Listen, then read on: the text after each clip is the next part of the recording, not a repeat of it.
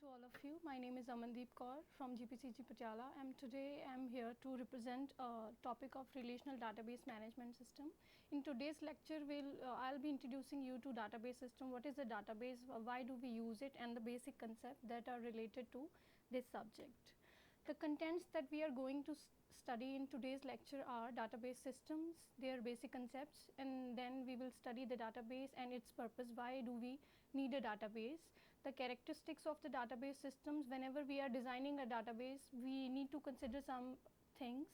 And the next we will study the advantages and disadvantages of designing a database. After that we will classify the user that will be using the database, and then we will study the database administrator, the person who is responsible for monitoring the database and its use, and then in the end we will study the workers behind the scene, the persons who are behind the scenes and still they are part of the database system. So, before going into any details of the database, first of all we need to be familiar with the basic terms that are associated to the database, and they are basically data, field, record, file, information and database itself. Before going into detail, one must be familiar with all these terms. They are basic terms which are related to the database systems. First of all, what is data? Data is basically raw facts about anything or place or any person. It is defined as representation of facts. Facts are these, it can be any kind of information about anything. The concepts, it may be concept as well, or these may be instructions in a formalized manner which are suitable for communication, interpretation or processing by human being or machine. For example, if we talk about a student, whenever we are designing a database to store the information about a student, we will be collecting the facts about that particular student. The facts will be the roll number of the student, name, class and address of that particular student. All these different terms are collectively known as data. These are the raw facts about that particular student. So, these are known as data. These are raw facts. Next term which is related to database is field. Field, whenever we are designing a database, there are number of fields which will be storing the information about any object or any entity. A set of, basically a field is a set of characters which are used together to represent a specific data element which are known as field. For example, in a student database, the roll number of the student, the name, the address, phone number, all these things will be fields. They will be representing the columns in a table. And the next term is record. Whenever we have the collection of fields in one database, that particular collection will be known as record.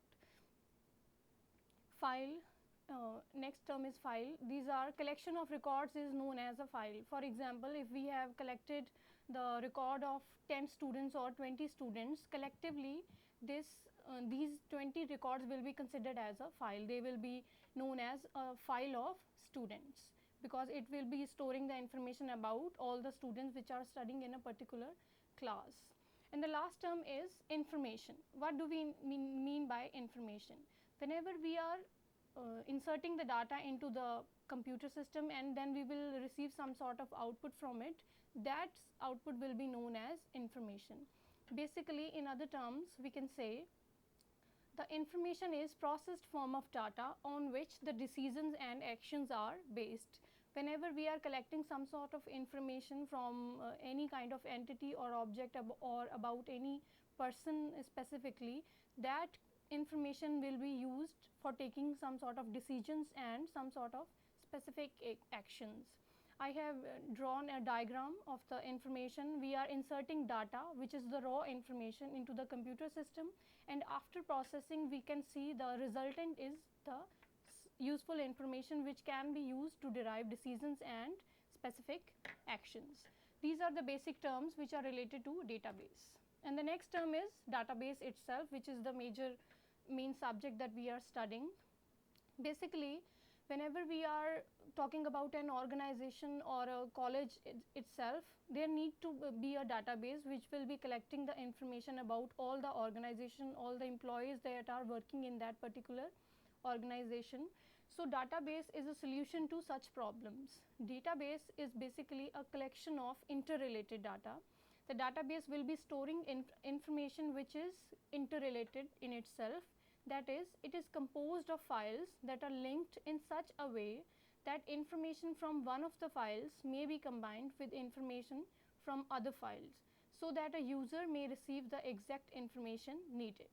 For example, the names and phone numbers of the people you want to know. For example, if we talk about an organization, there must be number of departments in an organization, and each department will be having its own database.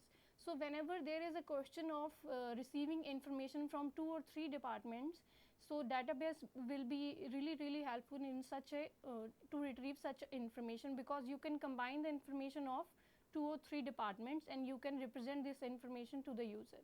So in such a way, the user will be receiving the exact information which is required to him. This is the basic definition and the purpose of the database. Why do we need database? Database can be defined as a shared collection of logically related data and description of this data, which is designed to meet the information needs of an organization. It consists of a large repository where all the data are stored. It can be simultaneously used by many users. So basically, a database is designed to be shared by a number of people. As I told you earlier, there may be number of departments in particular organization, and all those departments will be requiring some sort of same information. There are some times when the other different departments will be requiring same sort of information from different databases. So it is basically a large repository. You can say this is the this is the basic storage place where all the data are stored, and this data which is stored at a single place can be simultaneously used by many users. For example, if we talk about the manual storage system, there are registers which are meant to store the information related to students, related to the employees of the organization. But the database, in that manner, in that method, we used to store the information in registers, and these registers can be accessed by one person at one time. So this was the major disadvantage of manual system. But in databases, there is a major advantage of the database system, because this stored information can be accessed by a number of users at the very same time, and each will be having its own view of data, and they will have a virtual impact that the database is meant to used by them only. Next are the properties of a database. Whenever you are designing a database, there are certain properties which need to be taken into consideration before the design of the database. First of all, the first property is a database represents some aspect of the real world called the mini world. For example, a database must be acquiring information about the real objects. For example, if we talk about the student or the organization or any other organization which need to store the information, basically the database must be storing information which is real, not the conceptual ones. So this is the basic first property of the database, that the information which is stored in the database should be real. And the second property is a database is designed, built with data for a specific purpose. It has intended group of users. Whenever there is a requirement of a database, then only it should be designed. For example, if an organization wants to automate all its system, then only the database would be designed for that particular organization, and it has intended group of users. Whenever we are designing some sort of databases, it will be having number of users who will be using it after its design. And the third property is a database is a logically coherent collection of data with some inherent meaning. The third property says the information which is stored in the database should be coherent, and it will be having some sort of specific meaning itself. So these are three basic properties of the database which need to be taken into consideration before the designing of a particular database about any organization. Then the next term of database system is database management system.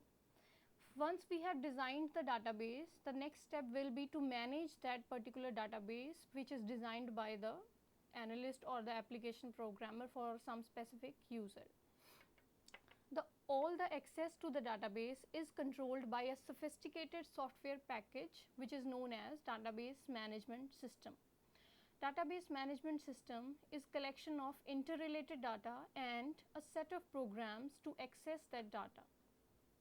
Basically, as I told you earlier, the database is simply a collection of interrelated data, but it is a combination of 4 terms basically. DB stands for database and MS stands for management system. Once we have designed the database, then we will be needing a system which will be controlling the database and which will manage the database after its design is complete. So DBMS is meant to be that particular software which will be managing the database. DBMS is the collection of interrelated data and a set of programs to access that data. So DBMS will provide you a collection of interrelated data, and along with that data you will be having a set of programs which will be used to access that particular data.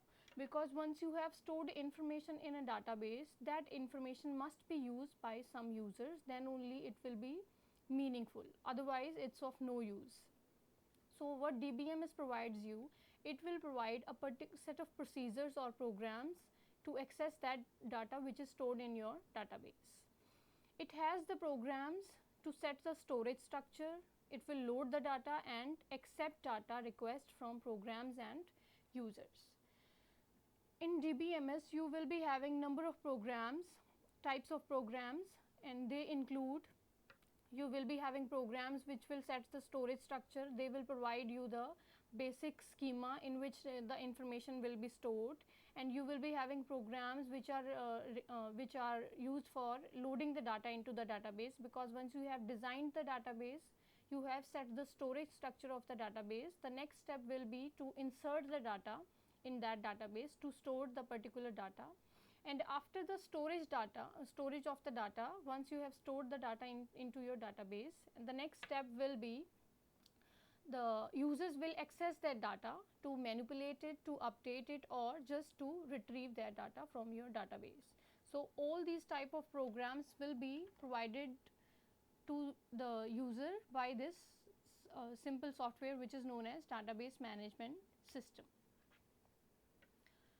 It includes 3 basic steps: database management system, defining a database, then constructing the database, and the last will be manipulating the database time to time.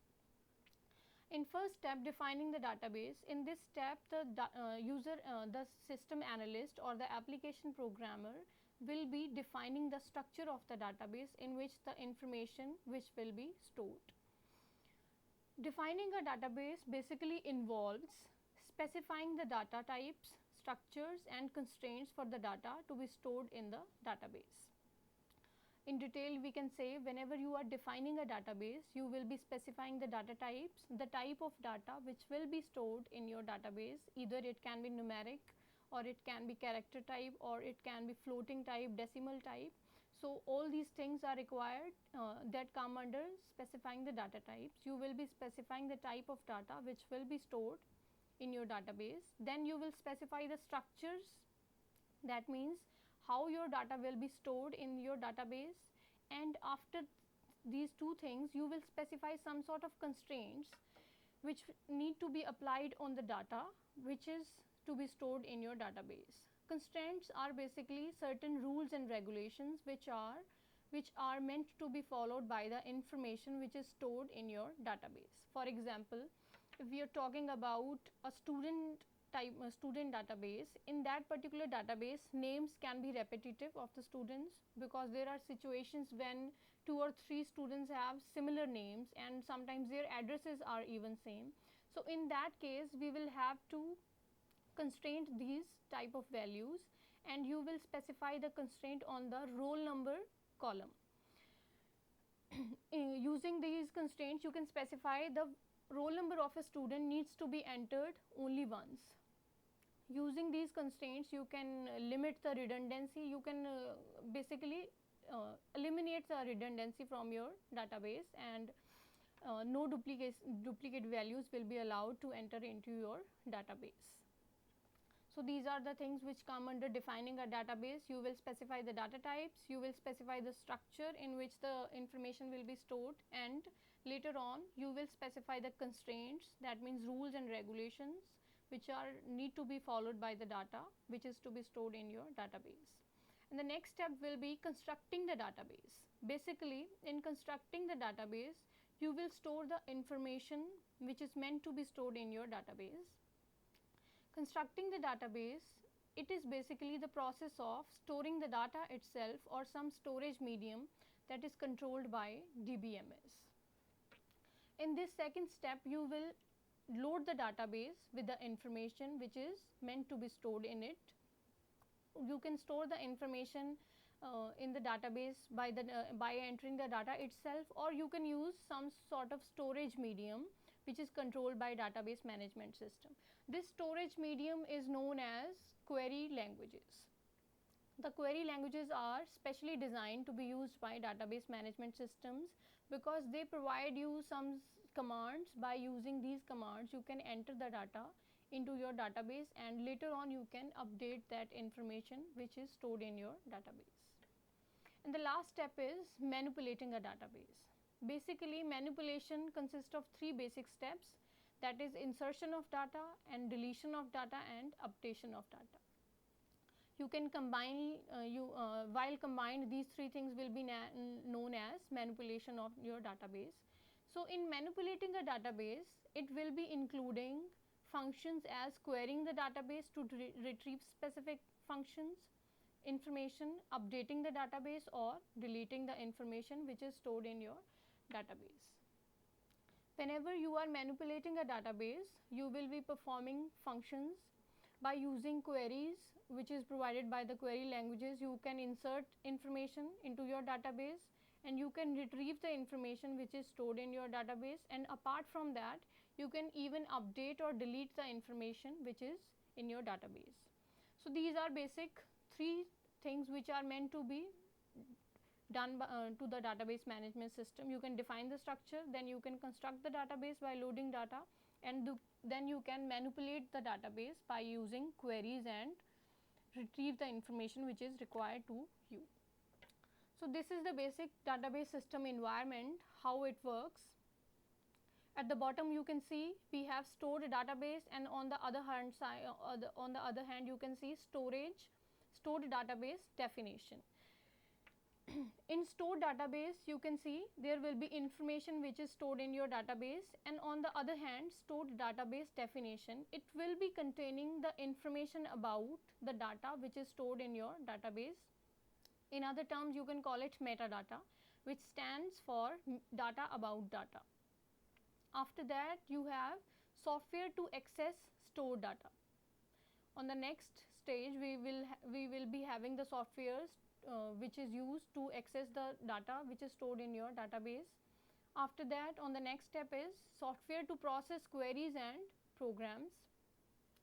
Once you have accessed the data which is stored in your database, then the next step will be to process the queries and programs which are given by the user itself. All these things come under DBMS software. And at the top you can see the application programs which are used by the users and programmers. By using these application programs, users basically access the information which is stored in your database. So this is the basic database environment, how database works. I can repeat this for you. First of all, at the bottom we have stored information of the database. On the other hand, we will be having stored database definition, that means the data about the data stored in your database. After that, you will be having software which is used to access the stored data. On top of that, you will be having software to access queries and to process queries and programs which are given by the user in order to access the data. And at the top level, you will be having application programs which are used by the users and the application programmers in order to produce required information from the database. This is the database system environment. And the next topic is characteristics of database. What are basic characteristics of database that should be present in it before you can design it? First is self-describing nature of the database. Second is insulation between programs and data abstraction. Third is support for multiple views of data, and the fourth is sharing of data. First of all, we will be going with self-describing nature of the database. As the name suggests, whenever you are designing a database, it must be having this basic characteristics which specifies a database should describe itself to the users. It is fundamental characteristic of database approach, as database contains not only database itself but also a complete definition of the information stored in it. As I told you earlier, in the database environment at the bottom there is stored database definition. So this is basically used in self-describing nature of the database. Whenever you are designing a database, it should describe itself to the user in order to make it understandable to the person who is using it. This information is stored in the system catalog, which contains information such as structure of each file, the data types, and the storage format of all the columns. This catalog is called metadata, which means data about data. The self-describing information, which will be describing the information which is stored in the database, is basically stored in the system catalog, and this catalog in turn contains information such as structure of each file, you can call it structure of each table, and all the columns and all the data type and the storage format that they are carrying. And this catalog which stores information about the database is called metadata. And the definition of metadata is data about data. It is a system, it is a data which stores information about the data itself. It tells you what information is stored in your database and how it is, what storage format it is following. This is the first characteristic of database, self-describing nature of the database. And the next is insulation between programs and data abstraction. Basically there are two terms. First is insulation between programs and data, and the other term is data abstraction. Insulation refers that programs and data, they should not be encountering each other. The DBMS is designed in such a way that any changes made to the programs does not affect data stored in the database and vice versa. For example, there are basically two things which come under database. There are number of programs on which the database is working, and there is huge data which is stored in the database. So whenever we are making any kind of changes to the programs of database, it should not affect the data stored in it, and whenever we are changing the information which is stored in the database, it should not affect the programs which are working on database. So this is insulation between programs and data. And the other term is data abstraction. Basically data abstraction refers to the abstract view of the data. On the other hand, using data abstraction, we can assure that the user is being represented with only general properties of the data, while complex ones are hidden. For example, if we talk about a car, all the people know that how a car is being driven by using steering, and there are 4 seats in the car. We just have the general view of how do we drive a car, but we do not have to know the internal working of your car. So this is basically data abstraction, when you have to hide the complex properties of an object and you have to represent the general properties which makes the things understandable to the user. This is the second characteristic of database. And the third is support for multiple views of data. As I told you earlier, the major disadvantage of manual system was that only one person could access the information at a time, but in database you have to assure the multiple views of data. You have to assure that number of users can be able to access to the information stored in the database at the same time. A database typically has many users, each of whom may require a different perspective or view of the database. There will be number of users and they will be requiring different type of information every time when they visit the database. A view may be a subset of the database, or it may contain virtual data that is derived from the database. So any number of users can visit the database, and that many number of views will be able to deal with all these users. That's all for characteristics of database, and now we will moving on to advantages of database systems. There are number of advantages which are provided by the database systems. First of all, first is control of data redundancy, and redundancy refers to duplicacy. By using database systems, you can control the duplicacy of data. And the second advantage is data consistency. Third is sharing of data. Fourth is search capability. Fifth is improved data integrity, privacy and security. And the last one is improved backup and recovery services. Now we will be discussing all these advantages in detail. First of all, control of data redundancy. In a file system, there is a lot of wastage of space by storing the same information more than in one file. As I talked about the manual system, register system, in which information is stored about the students, then at that time there is possibility that we may store the information of the same student more than once in a file. It will lead to duplicacy of data, thus we will be wasting time and we will be wasting the space as well. So same thing happens in the database itself.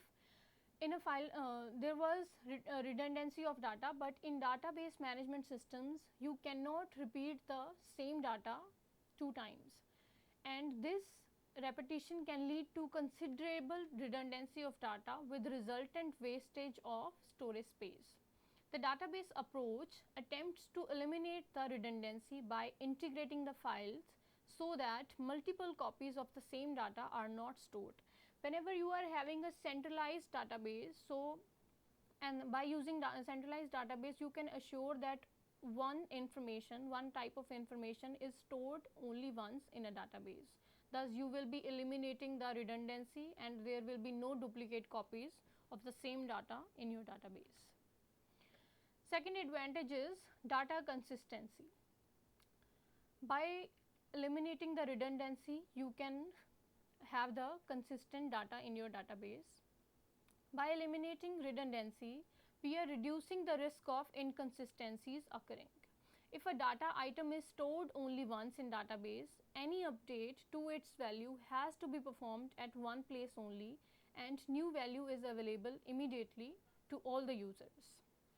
Once you have eliminated the redundancy of your data, in that case, inconsistent data will be eliminated itself, because for example, if we talk about register systems, we can store the information of one same student more than once, and if we have to make any kind of changes to that particular information, and in case we reflected the changes at one place and not at the other place, that will lead to the inconsistency of data. So if we have to assure the consistent data is stored in the database, you will have to make sure that there are no redundant values in your database, and it can be done by the database management system itself. Third advantage is sharing of data. It means not only existing applications can share the database, but also the new applications can be developed to operate against the existing data. For example, there are number of applications on your system which are sharing the existing database, and there is nothing such view that if we are designing new applications and you will have to design the database as well. In database management systems, you can share the same database with the new applications as well. Fourth advantage is search capability. Searching data in database is quite easy, as user has to just specify the required data using particular queries. in register systems, if we have to look out for some sort of specific information, we had to go through all all the pages of a particular register to look for a particular information.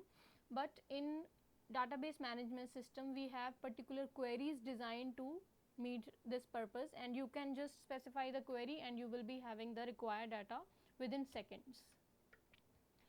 And the next advantage is improved data integrity.